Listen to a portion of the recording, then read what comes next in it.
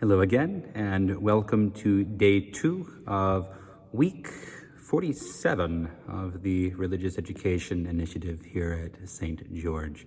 We're continuing with the letter of St. Ignatius to the Ephesians. So last time, St. Ignatius, he urged the Christians in Ephesus to devote themselves above all to the giving of thanks together, which is to say, to the celebration of the Eucharist, because Eucharist means thanksgiving, and to devote themselves to that celebration as one body of faithful. He said that this action, more than anything else, and to do it as often as possible, was the best and the most appropriate response to evil in the world, and that the peace that God gave to them, which they would receive within themselves and amongst themselves as they celebrated the Eucharist, would bring an end to all the warfare, all the evil in the world.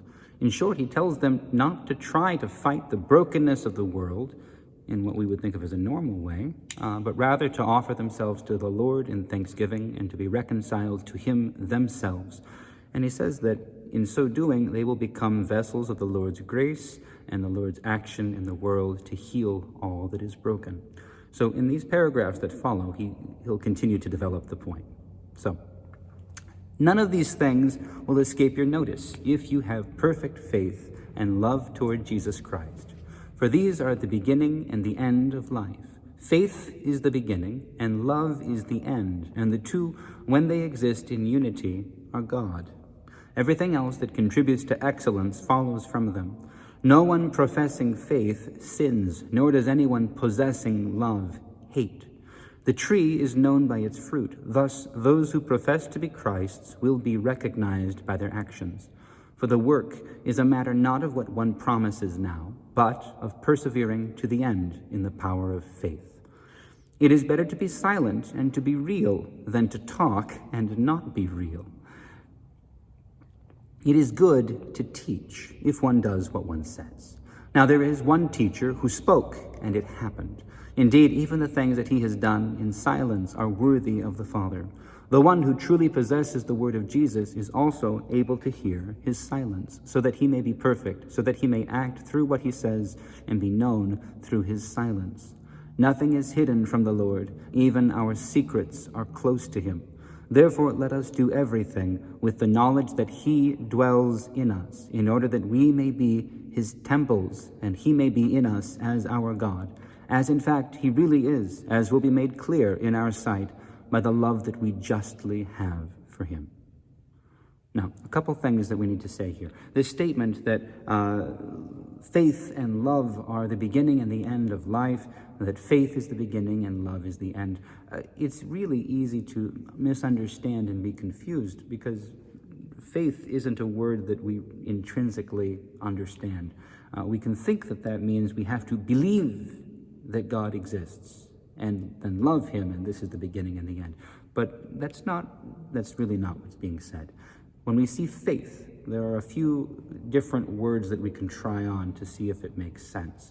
One of these is trust. So if we have perfect trust toward Jesus Christ, because trust implies a relationship, it implies a certain lowness on our part towards the loftiness and infinite love of God, that we entrust ourselves to him, that we trust his will, and that we follow him. So that's one way that we can read faith when we see this word show up. Another word, and maybe this is even better because it speaks of what we need to do about that, what our role is in this life of faith, in this relationship of trust, is faithfulness. And if we think about that, then it makes maybe more sense. It says, if you have perfect faithfulness and love toward Jesus Christ, for faithfulness is the beginning and love is the end, and the two, when they exist in unity, are God. So no one professing faithfulness sins, because if we're being faithful, then we're not sinning. No one who possesses love hates. So if we think about these words instead, when we see faith, we need to understand it means trust. Yes, it means belief, but it means faithfulness within this relationship of trust in which, yes, we believe that God is who he says he is. We believe what he has said and revealed to us about himself, and we respond to that, to what he reveals in love, in trust, in obedience, in faithfulness. This is what is intended when we talk about faith. And then he continues saying, that it is better to be silent and to be real than to talk a lot and to not follow through on what we say. So this really is, I think, continuing what he had said about to celebrate the Eucharist is the best way for Christians to combat the evil in the world. It's really easy for us when we see problems in the world to start to think about what is the solution. But Christ doesn't call us to find the solutions to the problems in the world. He calls us to be the transformation of the world by offering ourselves to him and allowing him to work in us. So this is why St. Ignatius ends talking about, let us do everything with the knowledge that he dwells in us, so that we may be his temples and he may be with us as our God. This is the point of the celebration of the Eucharist, that we become vessels of the presence of God. And then when we go out into the world, we are vessels of transformation because he is working in us. It's not that we have figured out how to fix the world, it's that we are allowing God to work in us.